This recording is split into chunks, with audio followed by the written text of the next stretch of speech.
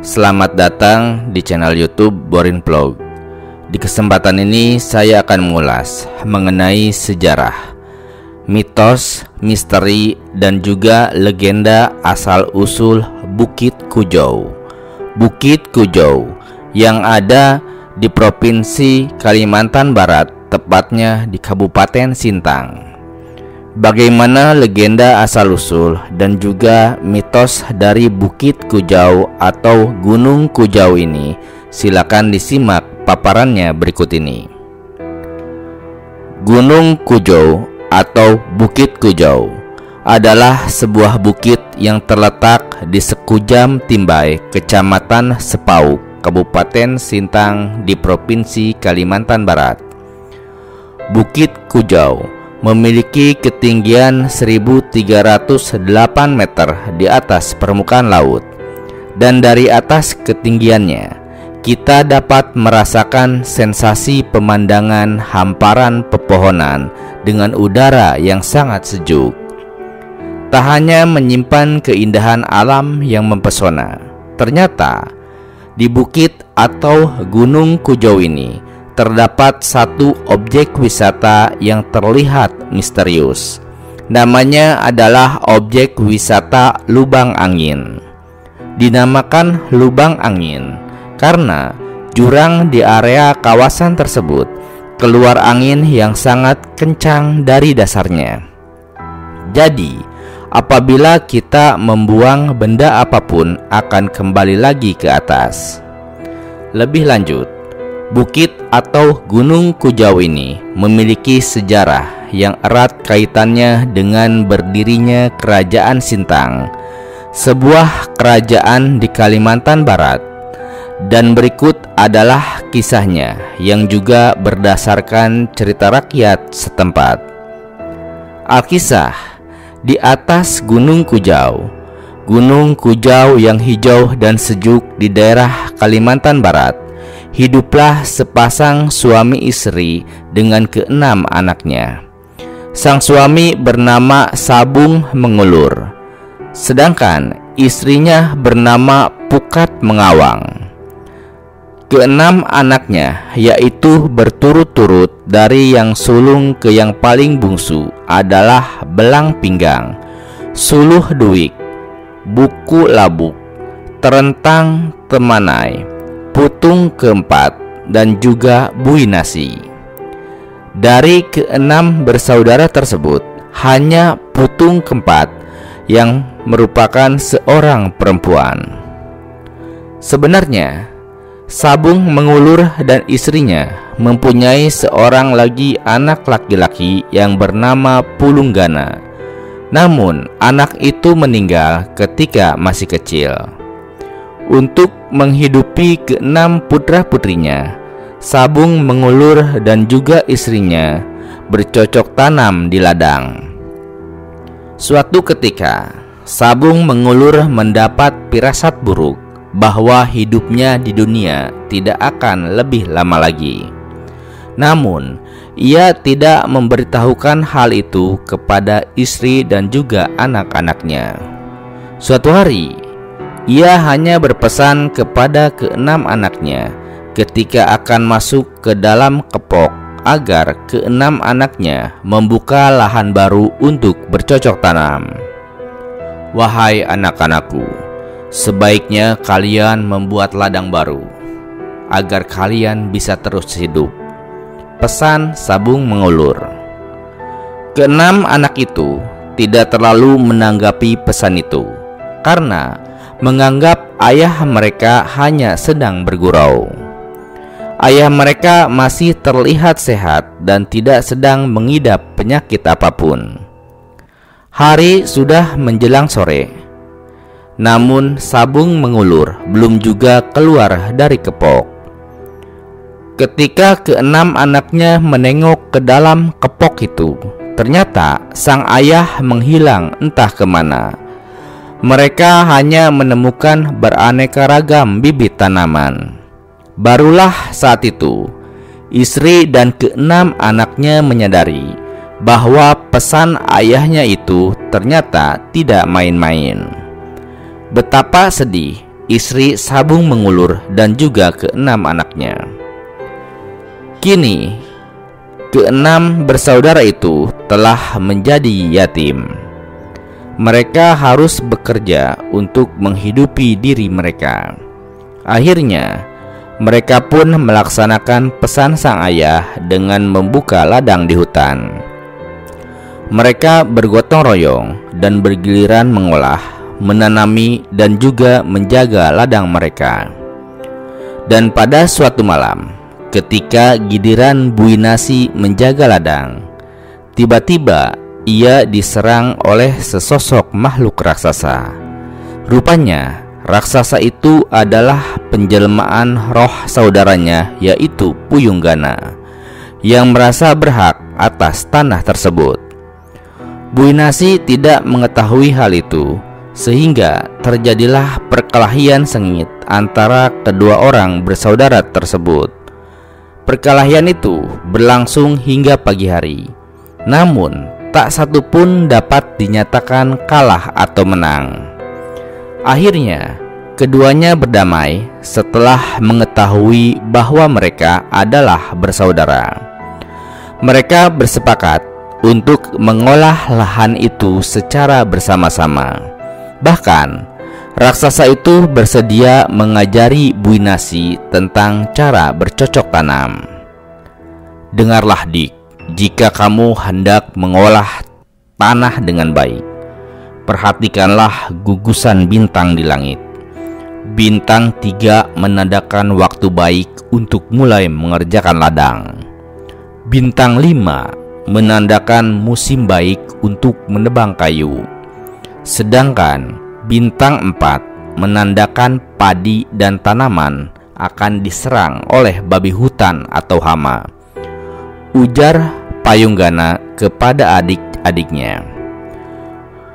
Bui Nasi memperhatikan ajaran Payunggana dengan sungguh-sungguh. Kemudian menyampaikannya kepada kelima saudaranya yang lain. Akhirnya, keenam bersaudara itu mengolah ladang mereka berdasarkan ajaran Payunggana, sehingga mendapat hasil panen yang melimpah. Dan untuk menyambut keberhasilan tersebut, mereka kemudian mengadakan pesta panen selama 7 hari 7 malam. Mereka mandi di sungai atau yang biasa disebut mandi simburan yang penuh kegembiraan. Pada acara mandi simburan tersebut, mereka harus saling memercikan air antara satu dengan yang lain agar terhindar dari penyakit. Namun, mereka lupa memercikan air kepada Putung Keempat, sehingga Putung Keempat ditimpa penyakit kusta. Seluruh tubuhnya dipenuhi oleh bercak putih kemerahan seperti panu, dan di tepinya terdapat penebalan seperti kurap. Kelima saudara Putung Keempat menjadi panik karena takut tertular penyakit kusta yang sulit untuk disembuhkan itu. Akhirnya mereka pun bermusyawarah. "Apa yang harus kita lakukan, Bang?" tanya Bui Nasi kepada Belang Pinggang. "Kita semua tahu penyakit kusta itu sangat sulit untuk disembuhkan. Bagaimana jika Putung Keempat kita asingkan saja?" usul Belang Pinggang. Akhirnya, kelima putra Sabung Mengulur bersepakat mengasingkan Putung Keempat dengan cara menghanyutkannya di Sungai Sepauk. Betapa sedih hati Putung Keempat akan berpisah dengan saudara-saudaranya. Namun, ia tidak kuasa untuk menolak keputusan itu. Putung Keempat didudukan di atas piring pusaka di dalam rakit dan dibekali keperluan hidup. Kelima saudaranya berharap semoga saudara perempuan itu ditemukan oleh seseorang yang mampu menyembuhkan penyakitnya. Setelah sehari semalam terombang-ambing di atas Sungai Sepauk, rakit yang ditumpangi Putung Keempat tersangkut kepada bubu ikan milik Aji Melayu. Aji Melayu adalah seorang yang kaya dan sakti dan tinggal di sekitar aliran Sungai Sepauk.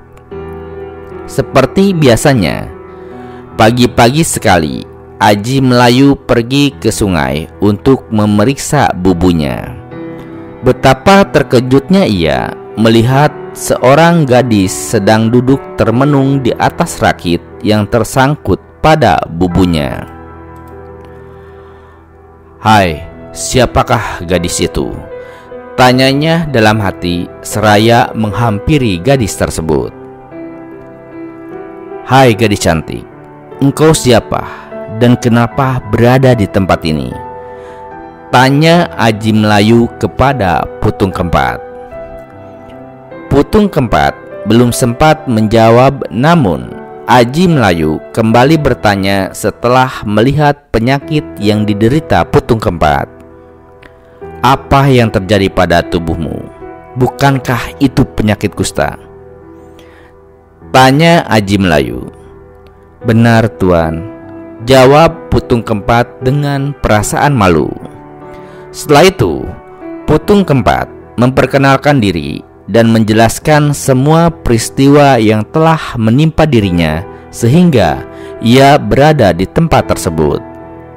Mendengar cerita itu, Aji Melayu merasa iba kepada gadis malang itu dan lalu membawanya pulang ke rumah untuk diobati.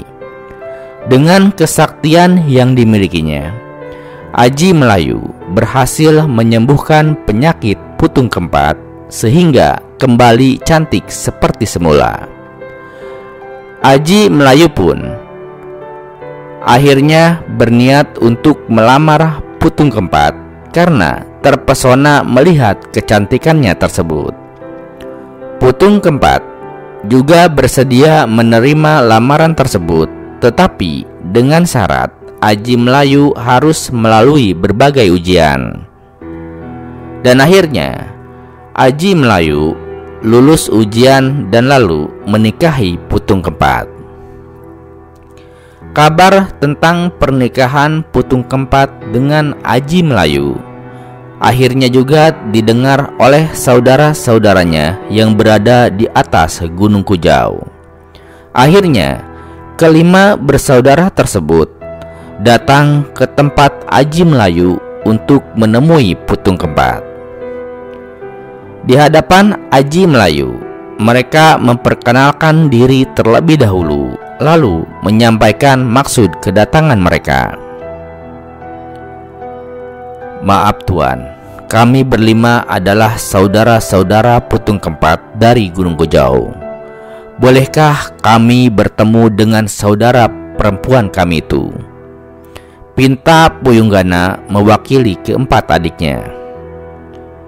"Jika kalian ingin bertemu dengan Putung Kempat, kalian harus melalui beberapa ujian," ujar Aji Melayu. "Apakah ujian itu Tuan?" tanya Bu Inasi. "Ujian yang pertama yang harus kalian lalui adalah kalian harus tidur di atas selembar daun pisang hingga besok pagi. Tapi daun itu tidak boleh meninggalkan bekas robek sedikit pun," jelas Aji Melayu. Meskipun ujian termasuk berat, namun mereka berhasil melaluinya berkat kesaktian yang mereka miliki. Lalu setelah memuji keberhasilan mereka, Aji Melayu kemudian menjelaskan tentang ujian yang akan mereka lalui berikutnya. "Begini wahai anak muda sekalian, saat ini saya sedang berurusan atau bermusuhan dengan Aji Kumbang. Aji Kumbang dari daerah Batu Kantuk di hulu Sungai Kapuas. Jika kalian berhasil mengalahkannya, maka kalian boleh menemui Putung Kempat. Apakah kalian bersedia menerima ujian ini?" Aji Melayu menawarkan, "Baiklah, kami menerima tawaran Tuan, tapi kami ada satu permintaan. Sahut Bu Inasi. Jika kami berhasil melalui ujian ini, kami tidak hanya diperbolehkan bertemu dengan Putung Keempat, tapi juga diperbolehkan mengajaknya kembali ke Gunung Kujau. Jelas Bu Inasi memberikan syaratnya. Aji Melayu akhirnya menerima permintaan tersebut, dan kelima bersaudara itu pun berangkat ke hulu Sungai Kapuas untuk menyerang. Tepatnya adalah menyerang Aji Kumbang yang merupakan musuh dari Aji Melayu. Penyerangan itu dipimpin oleh Bu Inasi. Berkat kesaktian dan berbagai strategi yang dilakukan, akhirnya mereka pun berhasil mengalahkan Aji Kumbang. Keberhasilan mereka pun lalu disambut baik oleh Aji Melayu. Sesuai dengan janjinya, maka Aji Melayu memperbolehkan kelima bersaudara itu membawa kembali Putung Keempat, yaitu ke Gunung Kujau, meskipun dalam keadaan hamil tua. Setibanya di Gunung Kujau, kelima bersaudara bersukaria sambil memukul-mukul gong pusaka keluarga yang bernama Gong Tengkang untuk menyambut kedatangan Putung Keempat. Namun tanpa mereka sadari, ternyata bunyi Gong Tengkang itu membuat pening kepala Putung Keempat yang akhirnya dia jatuh sakit. Dalam keadaan sakit, Putung Keempat pun melahirkan putrinya yang pertama dan lalu diberi nama Dayang Lengkong. Selang beberapa hari tinggal di Gunung Kujau, sakit Putung Keempat tak kunjung sembuh. Akhirnya kelima bersaudara memutuskan untuk mengembalikan Putung Keempat dan juga anaknya kepada Aji Melayu. Setelah menyerahkan saudara perempuannya itu, yaitu kepada suaminya, yaitu Aji Melayu, mereka langsung berpamitan untuk kembali ke Gunung Kujau.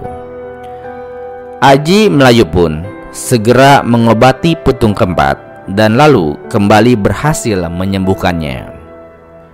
Dan suatu hari, ketika sedang duduk menimang putrinya di pendopo istana, Aji Melayu bertanya kepada istrinya, "Dinda, kalau boleh Kanda tahu, apa gerangan yang menyebabkan Dinda jatuh sakit saat berada di Gunung Kujau?" Putung Keempat pun bercerita bahwa ia jatuh sakit akibat mendengar bunyi gong tengkang pada saat kelima saudaranya menyambut kedatangannya. Bagaikan disambar petir, Aji Melayu mendengar cerita itu. Ia pun marah. Ia langsung naik pitam dan sangat marah atas perbuatan kelima saudara istrinya tersebut yang dianggapnya tidak bertanggung jawab. Ia pun berniat untuk memberi pelajaran kepada mereka. Dan keesokan harinya, setelah berpamitan kepada istrinya, berangkatlah Aji Melayu ke Gunung Kujau dengan menggunakan perahu. Dan di tengah perjalanan, tiba-tiba ia merasa sangat rindu kepada anak dan istrinya. Akhirnya, ia pun memutar balik perahunya dan membatalkan perjalanannya ke Gunung Kujau. Hal itu ia lakukan berulang kali, sehingga akhirnya suatu hari Putung Keempat memberinya nasihat. "Kanda, sekiranya Kanda tidak kuasa berpisah dengan Dinda dan bayi kita, alangkah baiknya jika Kanda membuat 2 buah patung yang mirip dengan kami. Jika Kanda tiba-tiba merasa rindu kepada kami, Kanda cukup memandangi kedua patung itu," saran Putung Keempat. Rupanya, saran yang diberikan istrinya itu masuk akal bagi Aji Melayu. Dan setelah membuat 2 buah patung yang mirip istri dan putrinya, ia pun berangkat ke Gunung Kujau. Ketika kerinduan itu tiba-tiba muncul, ia pun segera memandangi kedua patung itu, sehingga kerinduannya pun terobati. Dan akhirnya Aji Melayu pun tiba di Gunung Kujau dan lalu berhasil menemui Bu Inasi dan juga saudara-saudaranya. Ia pun kehilangan kesabaran, hendak menghajar mereka. Tanpa berpikir panjang, ia langsung menyerang Bu Inasi dengan senjata saktinya. Dan Bu Inasi pun tidak tinggal diam. Ia segera mengambil meriam pusakanya bernama Gegar Sepetang. Hanya sekali tembakan, peluru meriam itu mengenai tubuh Aji Melayu sehingga terlempar ke dalam Sungai Sepauk dan lalu tewas seketika. Pada saat itu pula, air Sungai Sepauk tiba-tiba meluap, sehingga terjadilah banjir besar.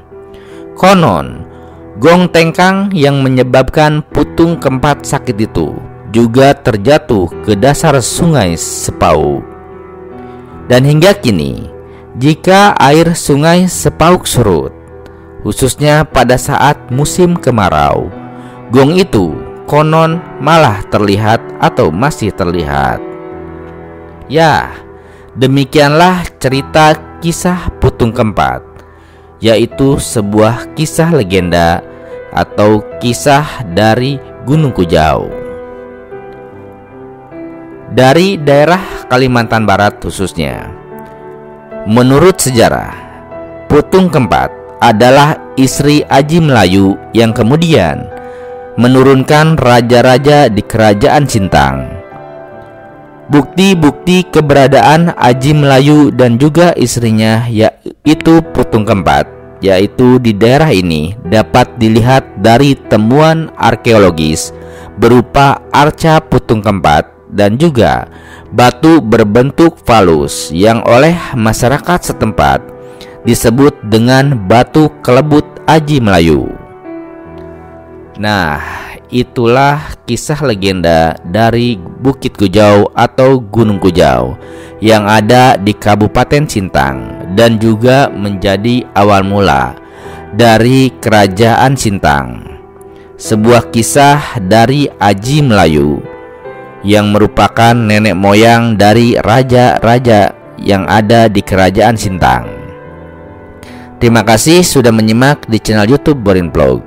Di channel ini, Anda juga bisa menyimak berbagai kisah legenda, asal-usul, mitos, dan misteri dari berbagai gunung lainnya, baik yang ada di Kalimantan Barat maupun berbagai wilayah Indonesia. Terima kasih dan sampai jumpa di cerita lainnya.